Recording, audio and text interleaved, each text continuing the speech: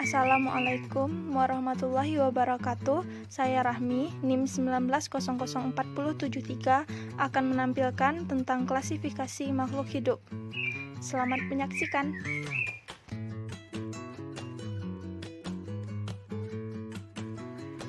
Klasifikasi makhluk hidup adalah pengelompokan makhluk hidup yang dilakukan oleh para ilmuwan untuk memudahkan mempelajari beragam jenis makhluk hidup.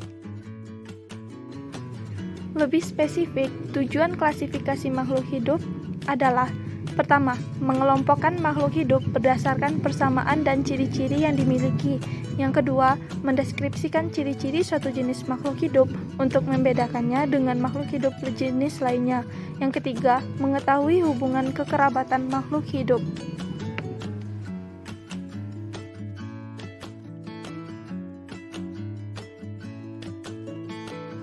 Yang keempat, memberi nama makhluk hidup yang belum diketahui namanya.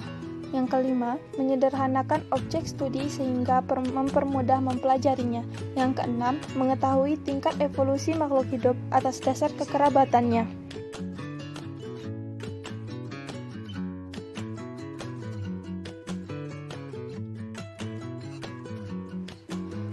Pada mulanya, klasifikasi makhluk hidup hanya terdiri dari dua kelompok besar, yaitu kelompok tumbuhan dan kelompok hewan.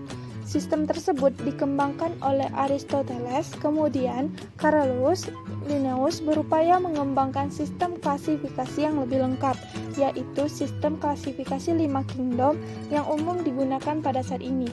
Klasifikasi 5 kingdom ini terdiri dari Monera, Protista, Fungi, Plantae, serta Animalia.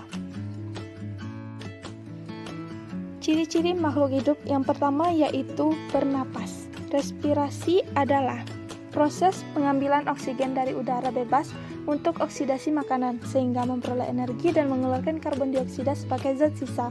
Proses oksidasi dengan menghasilkan energi dapat digunakan untuk berbagai aktivitas sehari-hari, sedangkan sisa oksidasi berupa karbon dioksida dan uap air yang dikeluarkan bersama udara yang dihembuskan ketika bernafas.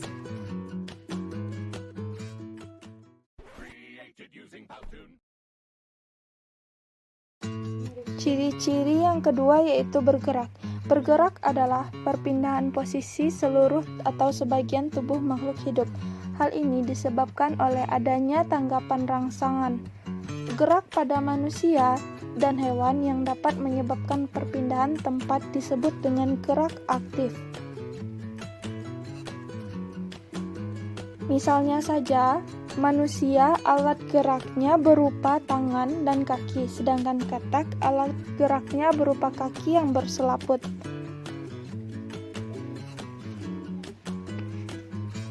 Menanggapi rangsangan. Iritabilitas adalah kemampuan makhluk hidup untuk menanggapi rangsangan, baik dari luar maupun dari dalam tubuhnya sendiri. Kemampuan iritabilitas disebabkan karena makhluk hidup memiliki reseptor atau saraf penerima rangsangan.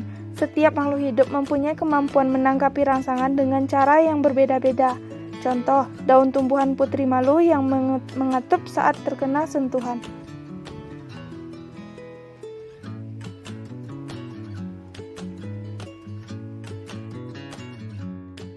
Selanjutnya yaitu berkembang biak. Yang pertama, secara kawin atau generatif, yaitu perkembangbiakan yang ditandai dengan peleburan sel ovum dan sel sperma.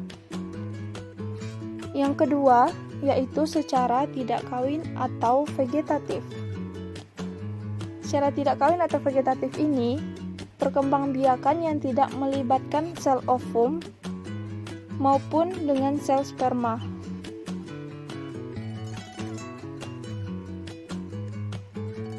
Ciri-ciri selanjutnya yaitu tumbuh dan berkembang. Tumbuh adalah bertambahnya volume atau ukuran pada makhluk hidup, sedangkan berkembang adalah proses menuju kedewasaan yang dipengaruhi oleh hormon, nutrisi, dan lingkungan. Misalnya saja, telur katak menetes menjadi berudu, lalu menjadi katak yang berekor, kemudian menjadi katak muda, dan akhirnya berkembang biak menjadi katak dewasa.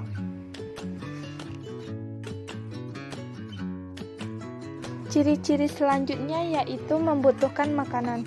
Setiap makhluk hidup memerlukan makanan. Hal tersebut bertujuan agar makhluk hidup dapat mempertahankan hidupnya dan menghasilkan energi serta dapat melakukan pertumbuhan.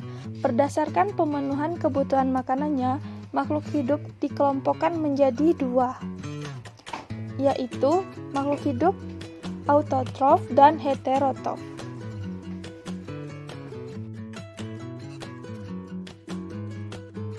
Ciri-ciri selanjutnya yaitu mengeluarkan zat sisa. Semua makhluk hidup mengeluarkan zat-zat sisa sebagai hasil dari proses metabolisme yang berlangsung di dalam tubuh. Zat-zat sisa dari tubuh manusia dan hewan dikeluarkan melalui proses pernapasan, yaitu pengeluaran karbon dioksida dan air. Yang kedua yaitu ekskresi, pengeluaran urin, serta defekasi, yaitu pengeluaran fases. Sedangkan tumbuhan mengeluarkan zat sisa berupa oksigen, karbon dioksida, dan uap air melalui proses respirasi dan transpirasi. Ciri-ciri yang terakhir yaitu beradaptasi.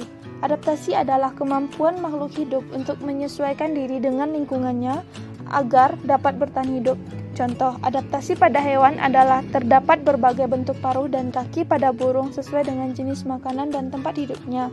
Yang kemudian contoh yang kedua yaitu adaptasi pada tumbuhan adalah bentuk daun antara pertumbuhan hidup di daerah lembab berair dan daerah yang kering.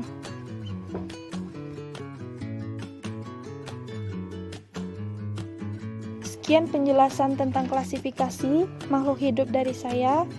Saya ucapkan terima kasih. Wassalamualaikum warahmatullahi wabarakatuh.